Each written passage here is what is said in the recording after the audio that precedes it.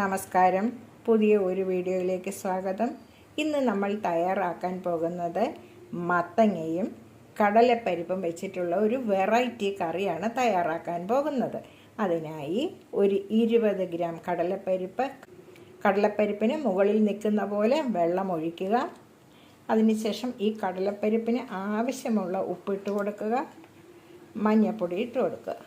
അതിനുശേഷം ഒരു 3 വിസിൽ വരുത്തിയെടുക്കാം നമുക്ക് കുക്കറിൽ.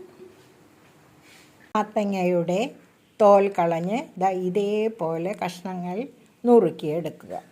കടലപ്പരിപ്പ് നന്നായി വെന്ത് കഴിഞ്ഞു. നിങ്ങൾക്ക് കടലപ്പരിപ്പ് വെന്തെങ്കിലും അതിൻ്റെ ഉള്ളിൽ ജലാംശം കാണുന്നില്ലേ? അപ്പോൾ നമുക്ക് ആ ഒരു വെള്ളം ഈ മത്തങ്ങ കഷ്ണത്തിലേക്ക് ഒഴിച്ചു കൊടുത്താൽ മതി വേവിക്കാൻ. ഇതാണ്ടോ ആ കടലപ്പരിപ്പ് വെന്തതിൻ്റെ ഈ വെള്ളം മതി ഈ കഷ്ണം വേവിച്ചെടുക്കാൻ. കടലപ്പരിപ്പ് മാത്രം നമ്മൾ മാറ്റി വെച്ച് കഴിഞ്ഞു. മത്തങ്ങ നന്നായി വെന്ത് കഴിഞ്ഞു. ഉടഞ്ഞു പോകാതെ വേവിച്ചെടുക്കണം കേട്ടോ. എപ്പോഴും ഇട്ട് ഇളക്കരുതേ. ഇളക്കിയാലും മത്തങ്ങ വേഗം ഉടഞ്ഞു പോകും. ഇനി സിമ്മിൽ ഒരു 2-3 മിനിറ്റ് വെച്ച് വേവിക്കാം. ഇനി നമുക്കിതിലേക്ക് വേവിച്ച കടലപ്പരിപ്പ് ഇട്ട് കൊടുക്കാം.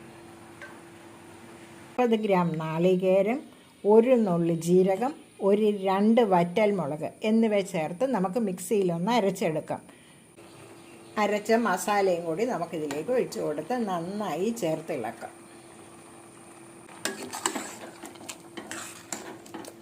ചൂടായി കടുക് ഇട്ട് കൊടുക്കുക.